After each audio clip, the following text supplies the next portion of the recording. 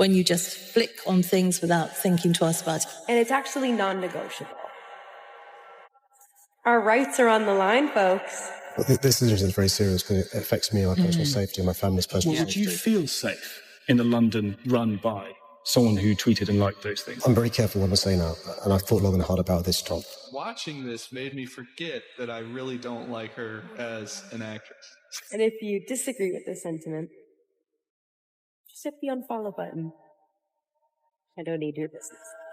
Thanks. It's not just another celebrity tantrum, it's a full-blown war between a rising Hollywood star and the political face of one of the world's most powerful cities. Because Rachel Zegler, the controversial actress at the center of a cultural firestorm, has reportedly threatened to walk away from her leading role in Evita after what insiders are calling a sustained character assassination campaign by British media and politicians. Rachel Zegler is the prime example of how you should never think that you're bigger than the project. The only excuse I can make for her is that she's young, she's immature, she doesn't know any better. I've never heard of her before. I don't know if this is her first project or if she's done movies like this before or anything that has anything to do with acting before. But girl, this wasn't it. Like, why'd you go and dog your own movie, dog? And the response from the mayor's office: brutal, unapologetic, and very, very public. According to a source close to City Hall, a message was sent loud and clear: London doesn't negotiate with narcissists. This is where narcissism comes in. Psychologist Dr. Ramani Durvashula describes narcissists as people who struggle deeply with empathy, overestimating their abilities, and often shift blame on others when things go wrong. Does this sound familiar? The narcissist is going to remain a one-person wrecking crew. Please protect yourself, as their rage and their manipulation can literally make you sick. The internet is still reeling. Just weeks ago, Zegler's infamous balcony moment lit up social media, drawing comparisons to authoritarian figures and accusations of arrogance. But now things have escalated far beyond memes and comment sections to For everyone who hates me and hates to see me win, the winged victory came to the Louvre in pieces, and people still lined up to see her. Okay, Lord Farquaad, calm down. You aren't the victim here. This is the bed that you made, and now you're forced to lie in it. No, this is because people are just jealous of me.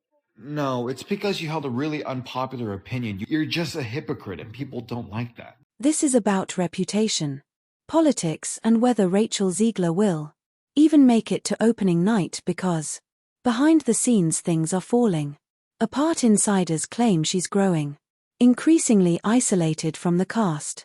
Producers are panicking, and London officials, they've had enough. But here's where it gets even more explosive. Like I'm a very mentally ill piece of... Oh boy. This might explain some of the comments she's been making lately about playing. Zegler's team reportedly reached out to the show's producers with a veiled ultimatum: if the backlash doesn't stop, she's out. And when news of that message leaked, it didn't just anger the theater world, it lit a fire inside City Hall in what appears to be a direct clapback. A spokesperson close to the mayor told one outlet, "This isn't Hollywood, this is London, and respect goes both ways." That's by embracing difference. That's by being diverse, recognizing it's a strength, not a weakness. Difference is nothing to be scared about. Of course, you need to make sure you keep your values, democracy, respecting others, the rule of law, but also recognize that actually, building bridges is the way to break down fear, prejudice, ignorance. So what exactly triggered this nuclear-level fallout? Why is Rachel Zegler threatening to flee the city that was supposed to launch her comeback? And how did the mayor of London become her most vocal critic? Rachel Zegler is back in the news because her PR team is working overtime right now to fix her image because so many of these resurfaced video clips of her just make her look really, really bad. What matters here is perception. Who she actually is actually has little consequence on any of this. How she's perceived by the world. That's what matters. Right. And how she's perceived by the world is not good because she hasn't been able to escape these interview clips, which show a clear disdain for the company she works for, a clear disdain for the story in which she's been hired to help portray and tell. Let's rewind the clock to the moment that started it. All because once you see how this began, you'll understand why it may already be too late to fix. Well, Rachel was desperate to play with Ferran. You know, it was her idea, and we saw an audition tape. It was supposed to be a triumphant return, a powerful new era for Rachel's Glare cast. As the iconic Eva Peron in a bold London revival of Evita, she was meant to silence critics, prove her acting chops, and finally went over the public, but all it took was one moment to flip the entire narrative. How are we feeling? There was no world in which I said no. Practically begged you. It's your West End debut. I haven't done a musical on stage since my senior year of high school doing Shrek musical. This was quite a different one than Shrek. And you're an icon as well to many. It's a scary thought. It's true though. Yeah. That moment, a now infamous clip of Zegler standing on a theatre balcony, arms outstretched in a messianic pose, screaming into the London crowd. It was meant to channel Ava's fiery political passion. Instead, it triggered instant backlash, and within hours social media exploded. British commentators compared the moment to a dictator speech. Some said it was tone deaf, others cringeworthy.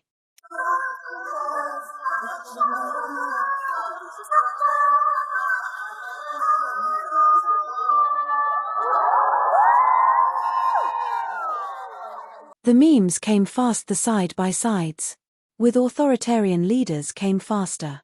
And then came the real damage. Public opinion shifted. What was supposed to be a bold artistic move now looked like ego on display, and Rachel, she didn't exactly pour water on the fire. In follow-up interviews and behind-the-scenes clips, Zegler was seen laughing off the controversy, smirking when asked about the backlash. One viral video showed her in full costume sipping from a teacup, mouthing the words, "They said I was too much, so I became more." It only made things worse for many. It didn't just confirm the criticism, it amplified it. She wasn't apologizing, she was doubling down, and as the story gained traction, it stopped being just about a balcony. It became something much bigger. Rachel Zegler definitely didn't get the most love in movie theaters this year, where Snow White movie cost Disney $250 million, so she decided to pivot her career back to doing theater, but now she's getting hate for that as well. And now Rachel Zegler is living in London doing the play Evita, where she is playing the lead, and there's been a lot of iconic actresses to have that part before, like Elaine Paige and Madonna. The play Evita, probably the most famous song is Don't Cry For Me Argentina, which was performed by Madonna in the 1996 movie that actually got her a Golden Globe win.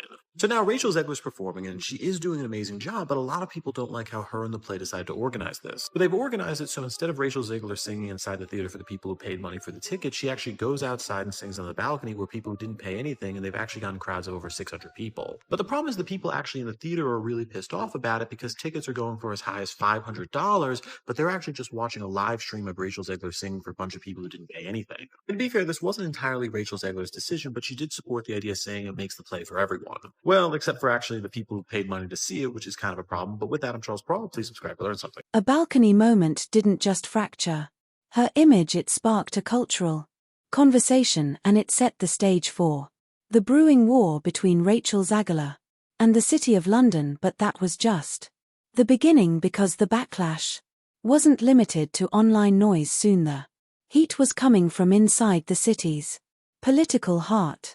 They come out. Feels wonderful. Thank you. Feels wonderful. What would you say to those who are just kind of overly critiquing the film at this point? You've worked so hard on it. I'm getting on the car. Hold on. Here. All right. Congrats, Rachel. Good luck. As the backlash intensified, it wasn't just fans who were speaking out. Sources say complaints started flooding into local arts councils and, more shockingly, into the mayor's office itself. Constituents were furious, letters, emails, even organized calls for Rachel Zegler's removal began to pile up. One political columnist wrote, "London's art scene has long embraced bold expression. But there's a difference between daring and disrespect." And allegedly the mayor's office took notice fast, though there was no official statement at first. Quiet moves were made behind the scenes. According to two separate insiders, Zegler was originally scheduled to appear at a prominent arts gala hosted by City Hall. Her name was quietly removed from the program, no explanation given, just gone. Word spread fast. Was this the city distancing itself from a controversy? Silent warning or something more? Coordinated at the same time, theatre insiders began whispering that higher-ups in the production had received informal messages urging them to keep the show respectful to local sensitivities, in other words, cut the dramatics or face bigger consequences. Suddenly this wasn't just a case of an actress causing drama, it was political. And in a city known for its sharp cultural lines and fierce public opinion, Zegler was now on the wrong side of both. But Rachel didn't back down. In fact, the next move she made turned the situation into a full-on power struggle, and what she reportedly said behind closed doors sent shock waves through the entire production. According to multiple leaked reports from sources inside the production, Rachel Zegler didn't just vent about the backlash, she issued a warning. A private one, a message relayed to the show's producers that if things didn't change, if the toxic environment in London didn't improve, she was ready to walk, full stop. That's right. Rachel Zegler allegedly threatened to leave the production of Evita mid-run unless something was done to protect her. Her complaints that she was being unfairly targeted, that the backlash wasn't just about a balcony moment but about deeper issues, alleged misogyny, xenophobia, and media bullying. One insider said she felt completely unsupported by the theatre and abandoned by the city. Another claimed she believed the mayor's office was using her as a distraction from bigger issues. In her view, she was the victim of a coordinated takedown, but that message didn't land well with everyone internally. Some cast members were reportedly stunned. One actor allegedly responded, "She's turning this into a one-woman show and we're all just extras." Producers were caught between two nightmares: lose their headliner or lose the city's support. But the real storm came when her alleged ultimatum leaked, and it didn't take long for City Hall to strike back. And what they said next, it wasn't subtle, it wasn't polite, and it left the entire internet stunned. When Rachel Zegler's alleged ultimatum hit the press, most expected a standard political brush off, maybe a vague "we support the arts" or a neutral "no comment." But what came instead? A full-on shot across the bow, unfiltered, unapologetic, and targeted. According to a source close to City Hall, the mayor's inner circle didn't just dismiss her threat to leave Evita, they welcomed it. One insider reportedly told a British tabloid, "London doesn't negotiate with narcissists." Another, speaking on background, said, "We have a city to run. If a performer wants to storm out because she didn't like the reaction to her behavior, that's her choice, but don't expect a standing ovation on the way out."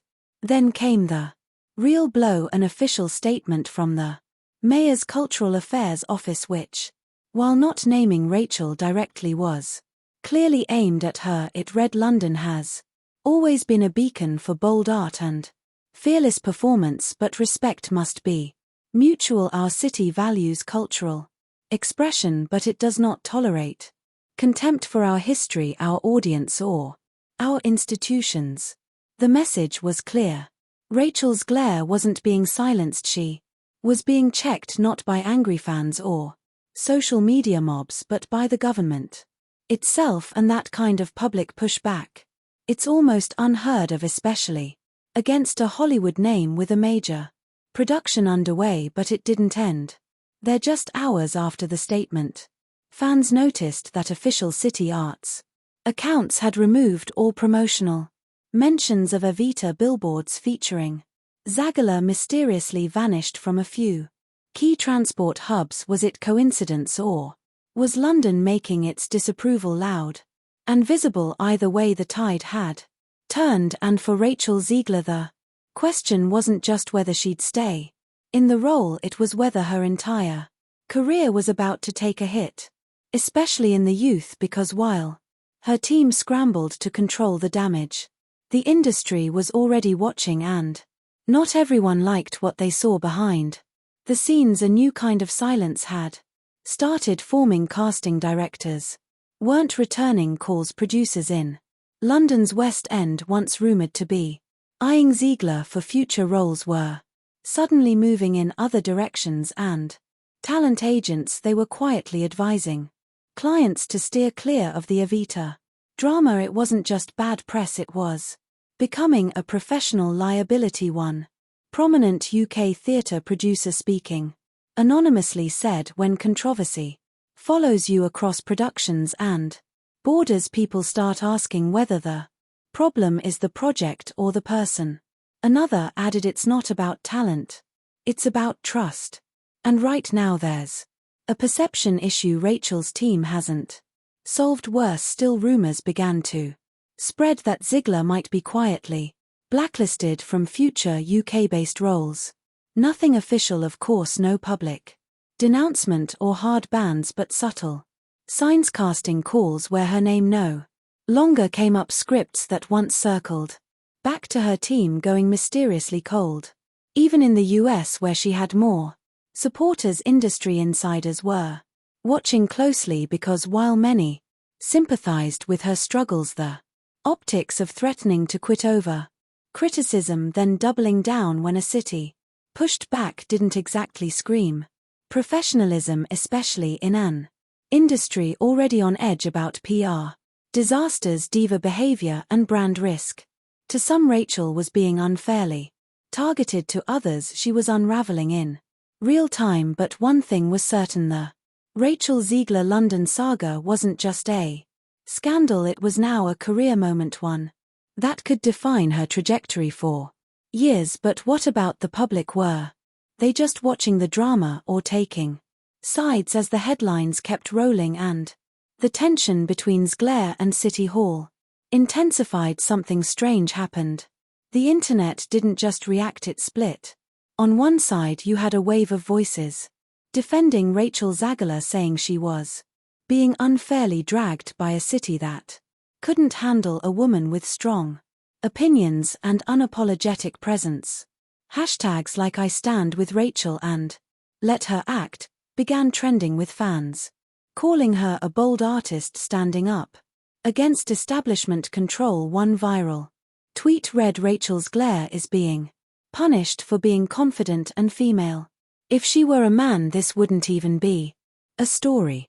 Some celebrities chimed in too, quietly liking posts, subtly hinting their support in stories or resharing her older interviews where she spoke about being misunderstood in the industry. To them, this wasn't just about London, it was about the systemic backlash women in power face when they refused to shrink themselves for the comfort of others. But the critics, they were louder and angrier. Thousands of comments flooded every new Evita post, with some calling Zegler entitled a diva or completely out of touch with reality. Memes comparing her to various historical dictators made a comeback.